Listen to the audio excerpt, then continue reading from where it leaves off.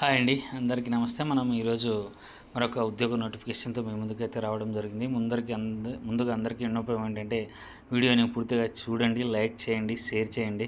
నా వీడియో అయితే ఎక్కువ ల్యాగ్ అయితే ఉండదు, గమనించండి. సింపుల్గానే ఉంటుందన్నమాట. నేను సాధ్యమైనంత తక్కువ సమయంలోనే ఎక్కువ విషయాలు చెప్పడానికి అయితే ప్రయత్నం చేస్తాను. యూనివర్సిటీ ఆఫ్ హైదరాబాద్లో ఉద్యోగ నోటిఫికేషన్ అయితే రావడం జరిగిందండి. మనకు రిలీజ్ ఆఫ్ ఎంప్లాయ్మెంట్ నోటిఫికేషన్ చూడొచ్చు. మనము 27/3/2025 లాస్ట్ డేట్ 28/4/2025 సాయంత్రం 5:30 వరకు టైం ఉందండి అప్లై చేసుకోవడానికి ఆన్లైన్ ద్వారా. అదేవిధంగా మనకు ఫీ కూడా పే చేయాల్సి ఉంటుంది. సరే, లాస్ట్ డేట్ వచ్చేసి మనకు హార్డ్ కాపీ పోస్ట్ ద్వారా లేదా కొరియర్ ద్వారా అయినా పంపొచ్చు. 2/5/2025 సాయంత్రం 5:30 వరకు వాళ్ళకి చేరడానికి అవసరం ఉంటుందన్నమాట. యూనివర్సిటీ వెబ్సైట్ అయితే వీళ్ళు ఇచ్చారు. uohod.ac.in/non-teaching-project-staff అండి. లేదంటే link for online application https://uohod.nt-samarth.mrth.edu.in ద్వారా కూడా మీరు చేసుకోవచ్చు. ఇంకా మీరు హార్డ్ కాపీ పంపడానికి అయితే అదైతే ఆన్లైన్ అప్లికేషన్ ప్రింట్ తీసుకోవాల్సి ఉంటుంది అన్నమాట. అప్లై చేసిన తర్వాత the assistant registrar recruitment cell room number 221 first floor administration building university of Hyderabad professor CR Rao road central university Gachibowli Hyderabad అనమాట. ఈ అడ్రస్కి అయితే పంపాలి. మనం ఇంకా పోస్టులు చూసుకుంటే ఇక్కడ చూడొచ్చండి. యూనివర్సిటీ లైబ్రేరియన్ పే లెవెల్ 14 అన్నమాట. నెంబర్ ఆఫ్ పోస్ట్ ఒకటి ఉందంటే ఏజ్ ఆఫ్ సూపర్వైజేషన్ 62 ఇయర్స్ అనమాట. రిటైర్మెంట్ ఏజ్ వచ్చేసి 62 ఇయర్స్. పే లెవెల్ 14 అంటే మీరు గమనించండి, ఇది equal to IAS IPS cadre అండి. నిజంగానే ఈ లెవెల్ వాళ్ళకు ఉంటుందండి. మీరు చూసుకోండి 7th సిపిసి ప్రకారము 7th సిపిసి పే కమిషన్లో మీరు చెక్ చేసుకోవచ్చండి. తర్వాత యూనివర్సిటీ ఇంజనీర్ పే లెవెల్ 13 అండి. ఇది కూడా ఐఏఎస్ ఐపీఎస్ క్యాడర్లో ఉంటుందన్నమాట. హోదా మనకు బేసిక్ పే చూడండి మీరు 1,44,200 లైబ్రేరియన్కి. తర్వాత యూనివర్సిటీ ఇంజనీర్కి 1,23,000 వీళ్ళు బేసిక్ పేనే అండి. దీనికి మళ్ళీ డిఏ ఉంటుంది, హెచ్ఆర్ఏ ఉంటుంది, ట్రాన్స్పోర్ట్ అలవెన్స్ ఉంటుందండి. ఓకేనా. తర్వాత మళ్ళీ ఎవ్రీ ఇయర్ కూడా ఇంక్రిమెంట్ ఉంటుంది. సో 8th పే కమిషన్ త్వరలో రాబోతుంది కాబట్టి ఈ శాలరీస్ ఇంకా భారీగా పెరిగే అవకాశం అయితే ఉంది. డిప్యూటీ రిజిస్ట్రార్ అనమాట. పే లెవెల్ 12 అండి. బేసిక్ పే వచ్చేసి 78,800 నుంచి స్టార్ట్ అవుతుంది. 3 పోస్టులు ఉన్నాయి. ఏజ్ లిమిట్ 56 ఇయర్స్ అనమాట. Internal audit officer pay level 12 అనమాట. Same basic pay. Executive engineer civil pay level 11 అనమాట. ఇది 67,700 56 ఇయర్స్ అనమాట. సో మనం క్వాలిఫికేషన్ చూసుకుంటే masters degree in library science information science, ఇది మనకు యూనివర్సిటీ లైబ్రరీకి అయితే అది ఉండాలన్నమాట. So at least 55% marks equivalent grade అనమాట. At least 10 years as a librarian at any level in university library, or 10 years of teaching assistant associate professor in library science, or 10 years experience in a college librarian 10 years అన్న experience ఉండాలి. లేదా 10 years experience university లెవెల్లో లైబ్రరీగా పనిచేసి ఉన్న టీచింగ్గా లేదా అసిస్టెంట్గా associate ప్రొఫెసర్గా ఉన్నా కూడా సరిపోతుందని అయితే చెప్తున్నారు. మనము కావాల్సిన డాక్యుమెంట్లు అయితే మీరు ఎక్స్పీరియన్స్ అయితే సబ్మిట్ చేయాల్సి ఉంటుంది.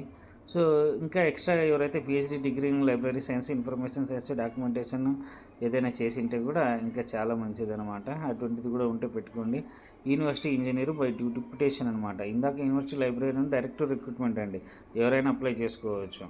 ఇది డిప్యుటేషన్ మీద తీసుకుంటారు యూనివర్సిటీ ఇంజనీర్ని. అంటే స్టేట్ కావచ్చు, సెంట్రల్ కావచ్చు, ఎవరు ఎక్కడ జాబ్ చేస్తూ ఉన్నా. ఇప్పుడు ఫర్ ఎగ్జాంపుల్ ఒక వ్యక్తి పోస్టల్ డిపార్ట్మెంట్లో ఇంజనీర్ డిపార్ట్మెంట్లో పనిచేస్తూ ఉండొచ్చు సివిల్ ఇంజనీర్గా, వాళ్ళు కూడా అప్లై చేసుకోవచ్చు. లేదా స్టేట్ గవర్నమెంట్లో ఎవరైతే ఇంజనీర్గా పనిచేస్తున్నారో ఎగ్జిక్యూటివ్ ఇంజనీర్ క్యాడర్లో పే లెవెల్ 11 లేదా ఈక్వలెంట్గా ఉన్న వాళ్ళు ఎవరైతే ఉన్నారో ఇక్కడ ఇచ్చారు చూడండి. CPWD state government, PW service or similar organise service, semi government, PS, statutory autonomous organisation, university systems. దీనిలో ఏ దాంట్లో పనిచేసినా కూడా వాళ్ళు డిప్యుటేషన్ అయితే వెళ్ళొచ్చు, అప్లై చేసుకోవచ్చు అనమాట. డిప్యూటీ రిజిస్ట్రార్ వచ్చేసి ఇది కూడా బై డిప్యుటేషన్ ఉంటుందన్నమాట. Officers holding analogous post and registrar basis with 5 years regular service ఉండి పే లెవెల్ 11కి ఈక్వల్గా ఉండాలన్నమాట. ఏదైనా యూనివర్సిటీ కావచ్చు, సెంట్రల్ కానీ స్టేట్ గవర్నమెంట్ కానీ ఏదైనా అటానమస్ ఆర్గనైజేషన్ కానీ దాంట్లో ఉండి మాస్టర్స్ డిగ్రీ ఉండి 55% క్వాలిఫికేషన్ ఉన్న వాళ్ళైతే దీంట్లో అప్లై చేసుకోవడానికి అవకాశం ఉంది. ఇంటర్నల్ ఆడిట్ ఆఫీసర్ కూడా దీన్ని కూడా డిప్యుటేషన్ మీదే తీసుకుంటారండి. Audit and accounts service P&T post and telegraphs ఉంది. మీకు కావాలంటే అకౌంట్స్ ఆఫీసర్ అని ఉంటుంది, సెంట్రల్ గవర్నమెంట్వి.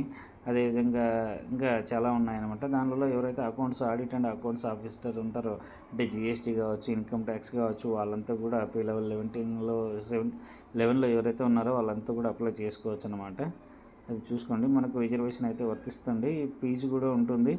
అన్రిజర్వ్డ్ ఈడబ్ల్యూఎస్ ఓబీసీకి అయితే ₹1000 ఫీజు ఉంటుంది. ఎస్సీ ఎస్టీ పీడబ్ల్యూడీ ఉమెన్ వాళ్ళకైతే ఎటువంటి ఫీ ఉండదండి, అది గమనించండి. సో ఇన్స్ట్రక్షన్స్ ఇచ్చారు, ఆన్లైన్ అప్లికేషన్ ఎలా ఫిల్అప్ చేయాలనేది.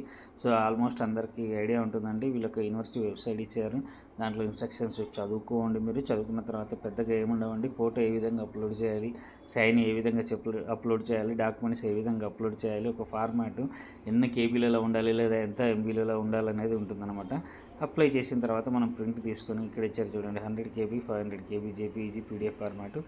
ఇవన్నీ మీరు ప్రింట్ తీసుకోండి. ఫీ కట్టిన రిసీట్ కూడా ప్రింట్ వస్తుంది. తర్వాత మీరు ఆన్లైన్లో అప్లై చేసిన తర్వాత ఫైనల్గా కూడా ప్రింట్ వస్తుంది. దాన్ని తీసుకున్న తర్వాత హార్డ్ కాపీ అయితే కంపల్సరీ పంపాలని చెప్తున్నారు. Applications will be సమ్మరీలీ rejected in case hard copy is not received. అది గుర్తుపెట్టుకోండి. వీళ్ళకైతే అప్లై చేసిన తర్వాత హార్డ్ కాపీ ఖచ్చితంగా ఆ రోజు 2వ తేదీ 5వ నెల లోపు సాయంత్రం ఈవినింగ్ లోపు అయితే మనకు పంపాలని అయితే చెప్తున్నారండి. ఆన్లైన్ అప్లై చేసుకోవడానికి 28 వరకు టైం ఉంది. మనకు అప్లై చేసుకోవడానికి పంపడానికి మాత్రం 2వ తేదీ ఉంటుందండి. జనరల్ ఇన్స్ట్రక్షన్స్ ఇచ్చారు. సో జనరల్ ఇన్స్ట్రక్షన్ అంటే మనం నో అబ్జెక్షన్ సర్టిఫికేట్ వేరే గవర్నమెంట్లో ఇప్పుడు డిప్యుటేషన్ బేసెస్ కాబట్టి no objection certificate, attested copy, annual performance report, APARs అనమాట, యాన్యువల్ కాన్ఫిడెన్షియల్ రిపోర్ట్స్, ఇవన్నీ ఇంకా అందరికీ తెలిసే ఉంటుందండి. నేను వీటి గురించి మళ్ళీ చెప్పాను. విజిలెన్స్ క్లియరెన్స్, ఏదైనా మేజర్ మైనర్ పెనాల్టీస్, రూల్ 14 కానీ, రూల్ 16 కానీ, రూల్ 8 కానీ, ఇంకా ఏదైనా minor CCS central civil service పక్క సిసిఎస్ కండక్ట్ రూల్స్లో ఏవైనా మీకు పెనాల్టీస్ ఉంటాయి. ఇవి కూడా self attested office of certificate supporting educational qualification, experience etcetera అవన్నీ అయితే పంపమంటున్నారనమాట. సో మరి అప్లై చేసుకోవడానికి ఇది ఒక మంచి అవకాశం అండి. యూనివర్సిటీలో డిప్యుటేషన్ బేసిస్లో గవర్నమెంట్లో వాళ్ళు అప్లై చేసుకోవచ్చు. ఒక లైబ్రరీయన్ పోస్ట్ అయితే డైరెక్ట్గా అయితే అప్లై చేసుకోవచ్చు అండి. సో ఇంట్రెస్ట్ ఉన్న వాళ్ళైతే అప్లై చేసుకోవాల్సిందిగా నేనైతే కోరుకుంటున్నాను. థ్యాంక్ యూ అండి.